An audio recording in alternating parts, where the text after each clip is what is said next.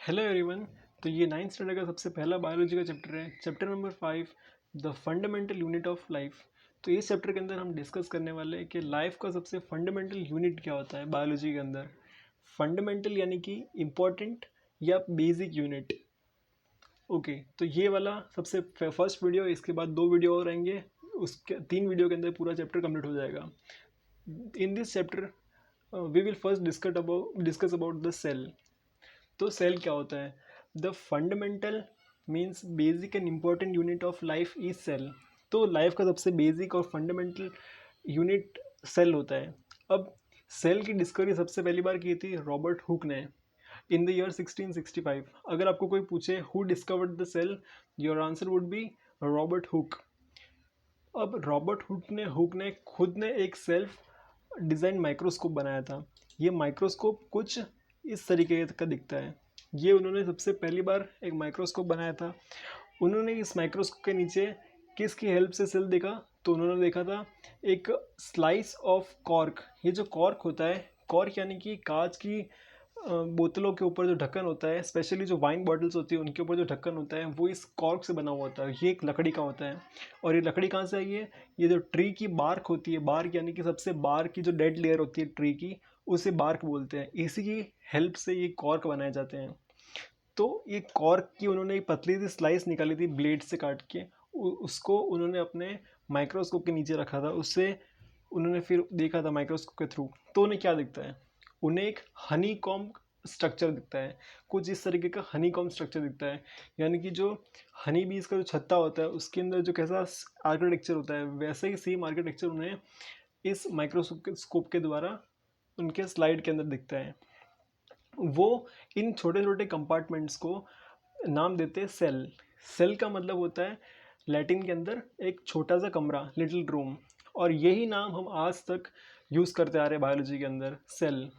अब ये जो स्ट्रक्चर है, हेक्सागोनल स्ट्रक्चर क्यों दिख रहा है ये आपको बाद में पता चलेगा, क्यों इसका स्ट्रक्चर हेक्सागोनली, कोई और स्ट्रक्चर क्यों नहीं है।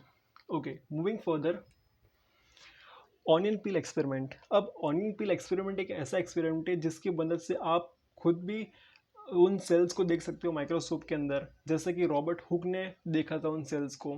तो वो एक्सपेरिमेंट कैसे होगा? ये एक्सपेरिमेंट के लिए हमें चाहिए होगा 1 onion, knife blade, watch glass, water, safranin solution. अब सैफरनिन एक स्टेन है, स्टेन का मतलब होता है कलर, जिससे हम सेल्स को एक कलर देंगे जिसकी हेल्प से हम माइक्रोस्कोप के नीचे आराम से सेल को देख पाएंगे। उसके बिना हम सेल को नहीं दिख पाते क्योंकि सेल ट्रांसपेरेंट होते हैं, उनके अंदर कोई कलर नहीं होते हैं। Most of the time colour नहीं होता उसके अंदर। फिर एक स्लाइड चाहिए होगी ग्लास की, फिर covered slip and compound microscope. अब यहाँ पे जो मैंने इमेज दी माइक्रोस्कोप की, ये कंपाउंड माइक्रोस्कोप है। जनरली हम लैब्स के अंदर यूज़ करते हैं कोई भी सेल को देखने के लिए या भी कोई भी टिश्यूज़ को देखने के लिए। तो ये कंपाउंड माइक्रोस्कोप क्यों है? There are 2 types of similar microscope. One is compound microscope and other is simple microscope. Simple microscope के अंदर सिर्फ एक ही लेंस बैठता है, और कंपाउंड माइक्रोस्कोप के अंदर यहाँ पे आप देख सकते हो 3 से 4 लेंस है। कॉमनली 3 लेंस होते हैं, एक होता है 10x, एक होता है 40x, एक होता है 100x। 10, जैसे जैसे x बढ़ता है वैसे वैसे इनका जूम पावर बढ़ता है। 100x के अंदर सबसे ज़्यादा जूम देख सकते हैं हम।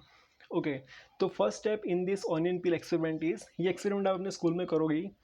पहले तो आपको एक ऑनियन लेना है, उसका छोटा सा पीस निकालना है नाइफ या ब्लेड की मदद से। उस छोटे से पीस के ऊपर से एक छोटी सी पतली सी, आई मीन ट्रांसपेरेंट लेयर आपको निकालनी है। वो लेयर बहुत ही पतली होगी। उस लेयर को आपको वॉच ग्लास के अंदर रखना है, पानी, थोड़ा पानी के साथ उसको रखना है। पानी इसलिए ताकि वो ड्राई ना हो जाए, वो छोटी पतली सी जो ट्रांसपेरेंट लेयर होती है वो। उसके बाद उसके अंदर आपको सैफरनिन सोल्यूशन ऐड करना है। अब सैफरनिन सोल्यूशन रेड कलर का होता है, इस वजह से वो रेड कलर देगा आपके सेल्स को। जो आपको 3 से 4 सैंपल्स ले लेने हैं ताकि एक परफेक्ट सैंपल आपको मिले पील का। उसके बाद इसके अंदर थोड़ा सा वॉश करना है इसको पानी से, क्योंकि सैफरनिन सोल्यूशन अगर ज़्यादा हो जाएगा तो पूरे के पूरे आपको माइक्रोस्कोप के अंदर रेड रेड कलर ही दिखेगा, आपको अच्छे से सेल आपको डिफ्रेंशिएट नहीं होगा। इस वजह से आपको एक्सेसिव स्टेन वॉश कर लेना है। तो ये वॉशिंग वाली स्टेज होती है। वॉश करना सबसे ज़्यादा इंपॉर्टेंट है, अदरवाइज़ आपको अच्छे से सेल्स के ऊपर रखना है। स्लाइड के ऊपर रखने के बाद आपको थोड़ा सा ग्लिसरीन ऐड करना है। ग्लिसरीन ऐड करना एक ऑप्शनल स्टेज है, क्योंकि ग्लिसरीन का एक ही काम है कि वो सेल को ड्राई नहीं होने देता है। अगर आप ग्लिसरीन की जगह पे थोड़ा थोड़ा पानी अगर आप इसमें ऐड करते रहोगे तो ड्राई नहीं होगा। उसके बाद अनियन पील, ये जो सैंपल है इसके ऊपर आपको कवर स्लिप ढक देनी है। कवर स्लिप एक बहुत पतली सी कांच की स्लाइड होती है जो कि हमेशा हमें सैंपल के ऊपर रखना होता है जब भी हम माइक्रोस्कोप के नीचे कोई भी चीज़ देखते हैं।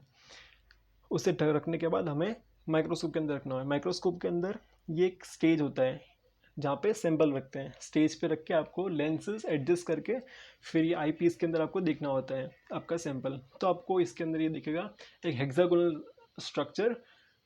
ये हेक्सागोनल स्ट्रक्चर इसीलिए क्योंकि ये प्लांट सेल है। ये सेम हमने पढ़ा था पिछली वाली स्लाइड में कि रॉबर्ट हुक को भी हेक्सागोनल स्ट्रक्चर दिखा था, क्योंकि ये प्लांट स्ट्रक्चर ये क्यों शो करते हैं वो हम आगे देखेंगे इसके आगे वाली स्लाइड में या फिर उसके भी आगे वाली स्लाइड में।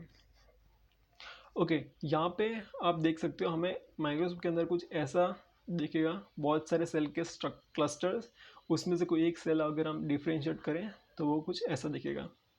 ओके, रॉबर्ट हुक ने भी सेम सेल्स देखे थे प्लांट की, आई मीन टू से, पर उन्होंने जो सेल देखे थे वो डेड सेल थे, उसके अंदर साइटोप्लाज्म सूख चुका था। और ये लाइव सेल, इनके अंदर साइटोप्लाज्म है, न्यूक्लियस है, तो ये डेड सेल नहीं है, लाइव सेल्स है। Okay, moving further, cell is a fundamental unit of all the living organism on this planet. That means all the organism are made up of cells. अब cell जो है इस planet के ऊपर जितने भी ऑर्गेनिज्म है सबका बेसिक यूनिट है, वो लाइफ का सबसे छोटा यूनिट उनका सेल ही होगा। कोई भी अगर लिविंग ऑर्गेनिज्म होगा इस प्लानट के ऊपर तो वो सेल से ही बना हुआ होगा।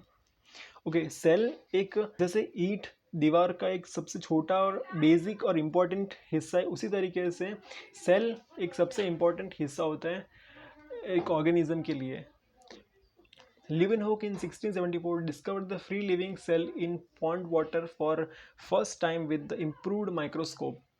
ल्यूवेनहोक ने सबसे पहली बार एक लाइव सेल देखा था, एक जिंदा सेल देखा था 1674 में, और उनका जो माइक्रोस्कोप था वो पुराना रॉबर्ट हुक वाला नहीं था। इन्होंने इस बार माइक्रोस्कोप को थोड़ा इम्प्रूव किया था, थोड़े हाई पावर के लेंसेज लगाए थे उन्होंने, और इस तरीके से उन्होंने एक लिविंग सेल को देखा था।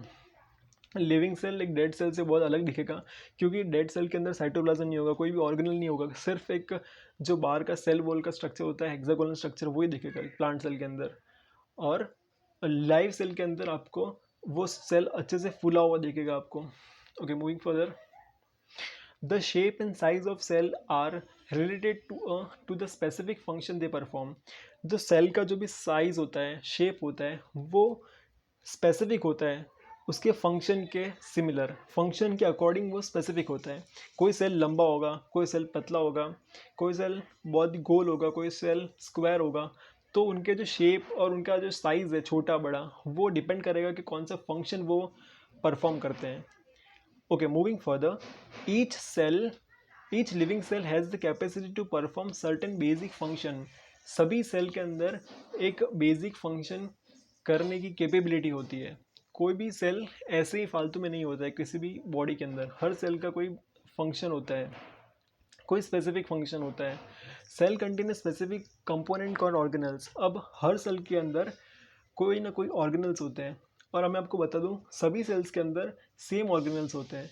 ऐसा नहीं है कि कोई एक सेल बॉडी के किसी एक सेल के अंदर बस गिने चुने दो चार ऑर्गेनल्स ही होंगे, किसी और सेल के अंदर कोई दूसरे ऑर्गेनल्स, ऐसा नहीं होता है। सभी सेल्स के अंदर सेम ऑर्गेनल्स होते हैं, बस डिपेंड करता है कि कौन से सेल के अंदर कौन सा ऑर्गेनल ज़्यादा है। ओके, जैसे कि प्लांट सेल के अंदर क्लोरोप्लास्ट बहुत ज़्यादा होगा, और क्लोरोप्लास्ट तो चलो प्लांट सेल के अंदर ही होता है, लेकिन अगर हम वैक्यूल्स की बात करें तो वैक्यूल्स प्लांट सेल के अंदर सबसे बड़े होंगे, लेकिन एनिमल सेल में वैक्यूल्स बहुत छोटे होंगे। तो इसी तरीके से कोई ना कोई ऑर्गेनल्स का साइज़ छोटा बड़ा होगा सेल के अंदर, और उनके नंबर्स भी। जैसे कि न्यूरॉन्स के अंदर माइटोकॉन्ड्रिया बहुत ज़्यादा होगा, वैसे फैट सेल के अंदर माइटोकॉन्ड्रिया आपको ज़्यादा नहीं मिलेंगे, सिर्फ एक या दो ही मिलेंगे। तो सेल के अंदर जो ऑर्गेनल्स होते हैं वो भी डिपेंड करता है कि सेल फंक्शन क्या करते हैं, उस हिसाब से ही उनके अंदर ऑर्गेनल्स होते हैं, लेकिन ऑर्गेनल्स होते सारे सभी सेल के अंदर हैं। Next line, each kind of cell organelle perform a specific function. Okay, जैसे मैंने अभी बोला कोई ऑर्गेनल सेल के अंदर है वो स्पेसिफिक फंक्शन करेगा। जैसे कि माइटोकॉन्ड्रिया एटीपी प्रोड्यूस करता है, वैक्यूल स्टोरेज के लिए काम आता है, देन न्यूक्लियस आरएनए बनाता है। वैसे उसी तरीके से सारे के सारे ऑर्गेनल्स कोई स्पेसिफिक फंक्शन के लिए प्रेजेंट होते हैं सेल के अंदर। सारे ऑर्गेनेल्स का कोई ना कोई फंक्शन होता है। हम ये सारे ऑर्गेनेल्स एक एक करके हम आगे के लेक्चर में देखेंगे, probably in the third lecture. All cells are found to have the same organelles irrespective of their function and which organelle they are found in. जो मैंने अभी बताया आपको वही है। सेल थियोरी, अब जो हमने अभी तक बात की वो इस थियोरी के बेसिस पे ही थी कि साइंटिस्ट ने ये 3 सेल थियोरी दी थी। ये तीनों थियोरीज अलग अलग साइंटिस्ट ने दी थी। एक थे श्रीडन, एक स्वैन और एक वर्चुओ। तो फर्स्ट पॉइंट सेल थियोरी के अंदर है वो है all living organisms are composed of cells. जितने भी लिविंग ऑर्गेनिज्म है वो सेल से ही बने होते हैं, सेल या उसके और ऑर्गेनल से बने हुए होते हैं। Okay, second point, a cell is the basic unit of life of the structural organisation of an organism. तो सेल एक सबसे बेसिक यूनिट होता है ऑर्गेनिज्म का। Okay, now third point is cell arises from pre existing cell. ये बहुत ही important point cell theory के अंदर, जो कि बहुत सालों के बाद दिया था। पहले 2 पॉइंट के बाद बहुत सालों बाद ये वाला पॉइंट रखा गया था और इस पॉइंट को दिया था वर्ड्सवर्थ ने इन द ईयर 1855। तो ये लाइन जो है ये कहती है कि कोई भी सेल अपने आप जनरेट नहीं होता है, वो पहले कोई सेल एग्जिस्ट करता था, उसके अंदर से ही नया सेल बना है। मैं आपको एक इसका सिंपल एग्जांपल देता हूँ कि आप जब भी देखोगे गेहूं के अंदर कभी कोई कीड़े आ जाते हैं तो कीड़े अपने आप गेहूं के अंदर नहीं पैदा होते हैं, या फिर हमारे घरों के अंदर चूहे आ जाते हैं तो वो चूहे अपने आप कहीं से पैदा नहीं होते हैं। वो पहले कोई चूहे रहे होंगे या फिर पहले कोई कीड़े रहे होंगे, उसके अंदर से ही डेवलप होकर नए कीड़े बने या नए चूहे बने। तो अपने आप कोई भी सेल जनरेट नहीं होता है, हर एक सेल प्री एग्जिस्टिंग सेल से ही आता है। तो कोई भी सेल बनाने के लिए पहले एक सेल होना चाहिए। तो with the discovery of electron microscope in 1940, it was possible to observe and understand the complex structure of cell and its various organelles. अब 1940 के बाद इलेक्ट्रॉन माइक्रोस्कोप का डिस्कवरी हुआ। इलेक्ट्रॉन माइक्रोस्कोप क्या होता है? ये एक माइक्रोस्कोप होता है जो बहुत बहुत छोटे छोटे ऑर्गेनल्स को भी देख सकता है। जैसे कि आप इस कंपाउंड माइक्रोस्कोप के अंदर ज़्यादा से ज़्यादा एक सेल को और उसके न्यूक्लियस को देख सकते हो, लेकिन उसके अंदर जो ऑर्गेनल्स होते हैं वो आप नहीं देख सकते हैं। उसे देखने के लिए बहुत ज़्यादा मैग्नीफिकेशन चाहिए होता है और बहुत ज़्यादा रेजोल्यूशन चाहिए होता है माइक्रोस्कोप के अंदर, जो कि हमें इन लाइट माइक्रोस्कोप के अंदर देखने नहीं मिलेगा। हाँ, इन कंपाउंड माइक्रोस्कोप और सिंपल माइक्रोस्कोप को लाइट माइक्रोस्कोप बोलते हैं क्योंकि इसके अंदर लाइट यूज़ होती है सैंपल को देखने के लिए। लेकिन इलेक्ट्रॉन माइक्रोस्कोप के अंदर इलेक्ट्रॉन्स का यूज़ किया जाता है सैंपल को देखने के लिए। ये जो बड़ी सी ट्यूब आपको दिख रही है ये ही एक इलेक्ट्रॉन माइक्रोस्कोप है और इसके बाजू में ही सैंपल का जो रिजल्ट देखने को मिलता है वो इस कंप्यूटर के अंदर देखने मिलता है, कंप्यूटर स्क्रीन के ऊपर। अब ये जो बड़ा सा चेम्बर है, ये जो बड़ा सा चेम्बर है इसके अंदर वैक्यूम होता है और ऊपर एक टंगस्टन इलेक्ट्रॉन होता है। इसके अंदर से इलेक्ट्रॉन्स आते हैं टंगस्टन के और हमें सैंपल को ऑब्जर्व करने में हेल्प मिलती है। Moving further, organism can be divided into two types based on number of cells in them. अब ऑर्गेनिजम्स को हम दो अलग अलग कैटेगरी के अंदर डिवाइड कर सकते हैं। किसके बेसिस पे? Number of cells in them, उनके अंदर कितने नंबर्स ऑफ सेल्स है उसके बेसिस पे हम ऑर्गेनिज्म को डिवाइड कर सकते हैं। फर्स्ट कैटेगरी होगी यूनिसेलुलर और दूसरी कैटेगरी होगी मल्टीसेलुलर। यूनिसेलुलर मतलब सिंगल सेल, मल्टी सेलुलर का मतलब होता है मैनी सेल्स। अब जो ऑर्गेनिजम्स सिर्फ एक सिंगल सेल के बने हुए होते हैं वो होते हैं यूनिसेलुलर ऑर्गेनिजम्स। उसके एग्जांपल है अमीबा, पैरामीशियम, ईस्ट एंड क्लैमिडोमोनास। आप ये अमीबा भी देख रहे हो, ये पूरा एक ही सेल है और इसके अंदर बहुत सारे ऑर्गेनल्स हैं, अपना अपना काम करते हैं और एक सेल को जिंदा रख पाते हैं। उसके अंदर कोई ऑर्गेनल्स होगा वो डाइजेशन में हेल्प करेगा, कोई एक्सक्रीशन में और कोई सर्कुलेशन के अंदर। इस तरीके से पूरा एक ऑर्गेनिज्म एक सेल का भी बन सकता है। पैरामीशियम में इसके अंदर आप देख सकते हो दो बड़े बड़े न्यूक्लियस हैं, ये स्टार शेप, फिर वैक्यूल्स है, माइटोकॉन्ड्रिया है, ये सारे ऑर्गेनल्स उसके अंदर हैं, वो सेल को चलाते हैं अच्छी तरीके से। फिर ईस्ट है जो हम खाने के अंदर भी यूज़ करते हैं। फिर क्लैमिडोमोनास है, क्लैमिडोमोनास के अंदर आप देख सकते हो बड़ा सा क्लोरोप्लास्ट है और माइटोकॉन्ड्रिया है, न्यूक्लियस है, ईआर है, वैक्यूल्स है, सब कुछ है। ये हो गई यूनिसेलुलर के एग्जांपल। मल्टी सेलुलर वो ऑर्गेनिजम्स होते हैं जो हम नेकेड आई से देख सकते हैं, और उसके एग्जांपल्स है ह्यूमन, काउ, बर्ड, फिश। ये सारे मल्टी सेलुलर ऑर्गेनिजम्स होते हैं, क्योंकि इस ये पूरा का पूरा ऑर्गेनिज्म बहुत सारे सेल से मिलके बना हुआ होता है, इसलिए इनका नाम होता है मल्टी सेलुलर। अब जो यूनिसेलुलर ऑर्गेनिजम्स है, आप हमें इन्हें अब जो यूनिसेलुलर ऑर्गेनिजम्स हैं इन्हें हम माइक्रोस्कोपिक ऑर्गेनिज्म भी बोल सकते हैं। माइक्रोस्कोपिक ऑर्गेनिज्म यानी कि जो ऑर्गेनिजम्स हम सिर्फ माइक्रोस्कोप के नीचे देख सकते हैं, उन्हें हम बोलते हैं microscopic organisms. Okay, now moving further, different type of cell in the body. अब बॉडी के अंदर बहुत सारे अलग अलग टाइप के सेल्स होते हैं। अगर आप हमारी बॉडी ले लो, हमारी बॉडी के अंदर भी बहुत अलग अलग टाइप के सेल्स होते हैं। अच्छा, ये सेल्स अलग अलग टाइप के कैसे बने? क्यों? क्योंकि ये अलग अलग फंक्शन को अटेम्प्ट करते हैं। हर फंक्शन के लिए कोई एक पर्टिकुलर नीड होती है, तो उसे फुलफिल करने के लिए उसके सेल्स भी उस तरीके के बनाए जाते हैं। तो आप यहाँ पे देखोगे कि हमारी बॉडी के अंदर डिवीजन ऑफ लेबर होता है, जैसे कि डाइजेशन करने के लिए पर्टिकुलर सेल्स होते हैं, रिप्रोडक्शन करने के लिए पर्टिकुलर सेल्स होते हैं। बस उसी वजह से सारे सेल्स का अलग अलग शेप और साइज़ है। तो पहली लाइन यहाँ पे ये लिखी हुई है, there is a division of labour in our body for which there are different type of cells present in the body. तो हमारे बॉडी के अंदर अलग अलग लेबर यानी कि अलग अलग काम करने के लिए अलग अलग सेल्स बने हुए थे। Cell perform particular function, have particular shape and size. कोई पर्टिकुलर काम करने के लिए उसके लिए पर्टिकुलर सेल्स प्रेजेंट होते हैं हमारी बॉडी के अंदर। Like nerve cell are having particular shape for the kind of work it perform. Fat cell have particular shape. Likewise, blood cell, epithelial cell, mucous cells, sperm cell. अब यहाँ पे पहला जो सेल दिया है वो है स्पर्म सेल। स्पर्म सेल के पीछे आप देखोगे लंबी सी टेल होती है। वो इसलिए होती है क्योंकि स्पर्म को एक डिस्टेंस ट्रैवल करना होता है ड्यूरिंग रिप्रोडक्शन, इसलिए इसकी लंबी सी टेल होती है, वो उसे ट्रांसपोर्ट के अंदर हेल्प करती है। फिर ये एग सेल है। एग सेल को कहीं पे भी ट्रांसपोर्ट नहीं होना होता है, इसलिए उसकी कोई टेल नहीं है। वो एक गोल सा स्ट्रक्चर होता है, उसके अंदर न्यूक्लियस, साइटोप्लाज्म और बाकी सारे ऑर्गेनल्स प्रेजेंट होते हैं। उसके बाद रूट हेयर सेल, हेयर जिसमें से हेयर निकलता है, ये वो वाले सेल्स हैं। ये एपिथेलियल सेल्स वो सेल्स होते हैं जो बॉडी के ऊपर या फिर कोई भी ऑर्गन के ऊपर होते हैं, जैसे कि लीवर के ऊपर, किडनी के ऊपर, फिर रिप्रोडक्टिव ट्रैक के अंदर, फिर डाइजेस्टिव ट्रैक के अंदर, और हमारे आउटर स्किन के ऊपर भी ये सेल्स होते हैं। इनका नाम होता है एपिथेलियल सेल।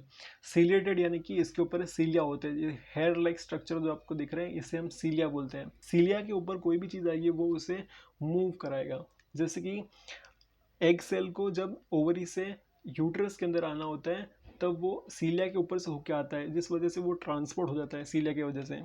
उसके बाद नर्व सेल की एक पर्टिकुलर शेप होती है, जिस वजह से वो एक तरफ से इलेक्ट्रॉन्स लेता है या फिर इलेक्ट्रिक चार्ज लेता है और दूसरी तरफ से वो रिलीज़ करता है। उसके बाद मसल सेल, ये वाला जो सेल है ये स्मूथ मसल सेल है। इसके अलावा दो और टाइप के मसल्स होते हैं, cardiac muscle and skeletal muscle. फिर ये red blood cell. Red blood cell का जो आप स्ट्रक्चर देखोगे गोल होता है और बीच में से बिल्कुल चपटा होता है, क्योंकि उसके अंदर न्यूक्लियस नहीं होता है। ये बहुत ही इंपॉर्टेंट पॉइंट है कि रेड ब्लड सेल के अंदर न्यूक्लियस नहीं होता है, और रेड ब्लड सेल का जो लाइफ स्पैन होता है वो सिर्फ 120 डेज होता है, 120 दिन। Okay, then WBC, white blood cell. White blood cell के अंदर न्यूक्लियस बहुत ही प्रोमिनेंट ऑर्गेनल होता है। मूविंग फर्दर, ओके, तो आज के लिए बस इतना ही। अब मिलेंगे हम नेक्स्ट वीडियो के अंदर लेक्चर नंबर 2 के साथ, जिसके अंदर हम देखेंगे cell components. Okay, if you like the video then like, share and subscribe the video.